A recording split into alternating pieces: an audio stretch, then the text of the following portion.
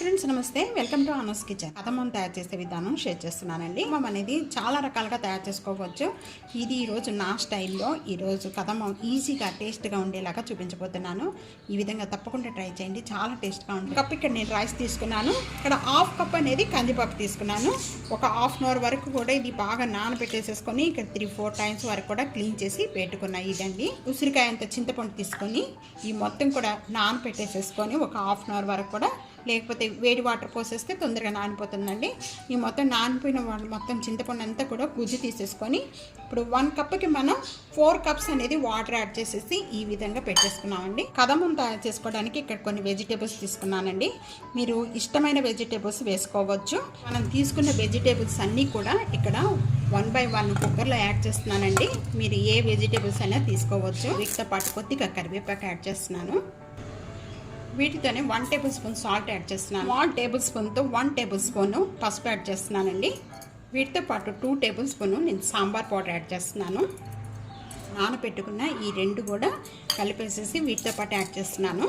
కప్పుతో నేను రైస్ తీసుకున్నానండి. ఈ సేమ్ కప్పుతోనే ఇక్కడ నేను 4 కప్స్ అనేది ఇక్కడ చింతపండు జ్యూస్ అనేది మొత్తం కూడా మనం తీసుకున్న చింతపండు అంతా కూడా వీటితో యాడ్ చేసాం. అన్నీ కూడా బాగా కలిపేసుకుందాం. అన్నీ కలిపిన తర్వాత మూత పెట్టేసుకోండి. మూత పెట్టేసుకొని ఇంకా స్టవ్ మీద పెట్టేస్తున్నాను. 4 విజిల్స్ వచ్చే వరకు కూడా కుక్ చేసుకోవాలి మీడియం ఫ్లేమ్లో. 4 విజిల్స్ వచ్చిన వెంటనే కూడా స్టవ్ బంద్ చేసేసుకుందాం. ఇక్కడ బాగా చల్లారిపోయిందండి. చల్లారిపోయిన వెంటనే కూడా ఇప్పుడు ఓపెన్ చేద్దాం. రైస్ అంతా కూడా బాగా మెత్తగా ఉడికిపోయింది. ఒకసారి మొత్తం కూడా బాగా కలుపుకుందాము. ఈ విధంగా ఉడికిన వెంటనే కూడా దీనిలో ఒక 1/2 టేబుల్ స్పూను బెల్లం యాడ్ చేస్తున్నానండి. బెల్లం మీకు కావాలి అనుకుంటే వేసుకోవచ్చండి, లేకపోతే స్కిప్ చేసుకోవచ్చు.